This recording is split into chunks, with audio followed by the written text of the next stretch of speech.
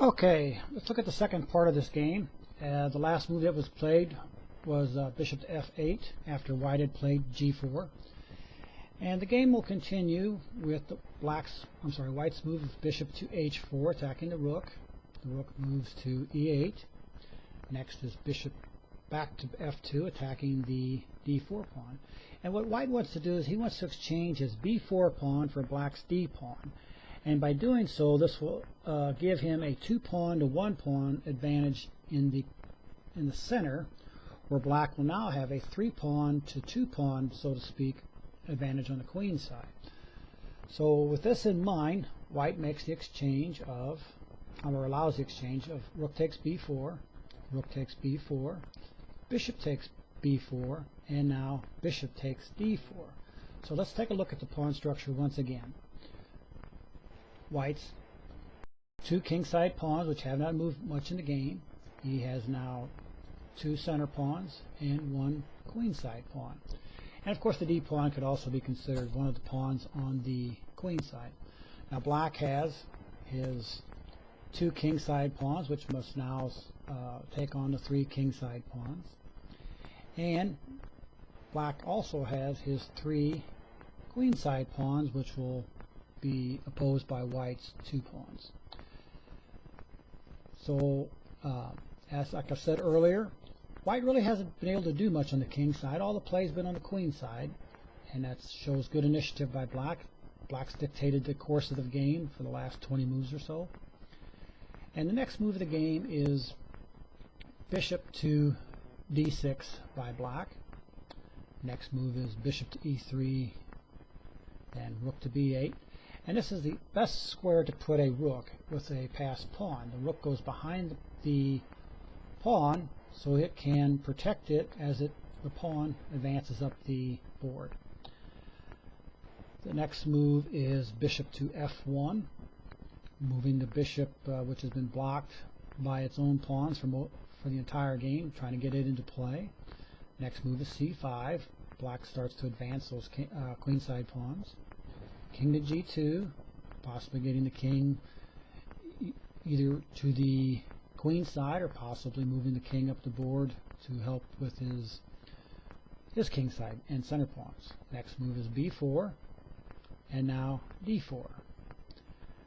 Exchange of c takes d4 and bishop takes d4. So let's take a look at our pawns once again.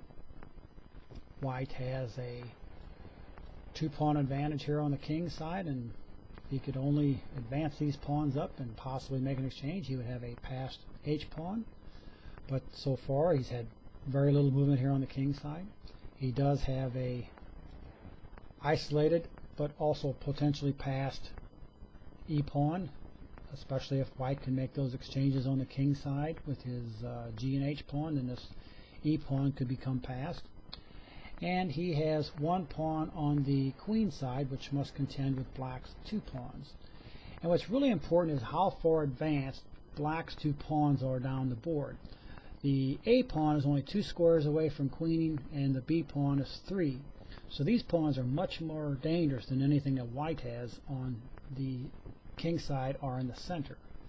The next move of the game is bishop to a4, attacking the rook.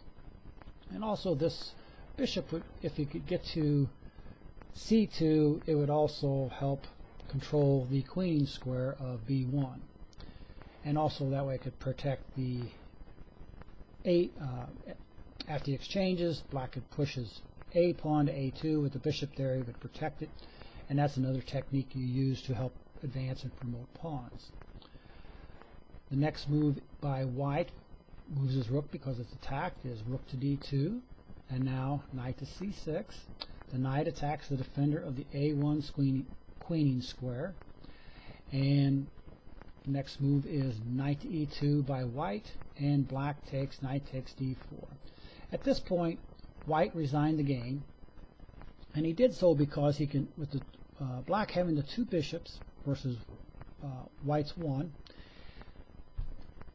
and with the 2 passed pawns, he would have excellent chances of promoting this pawn. If you want to play it out, use it with the assistance of Fritz or Ripke or another chess program, you'll see that black has a very easily won endgame here.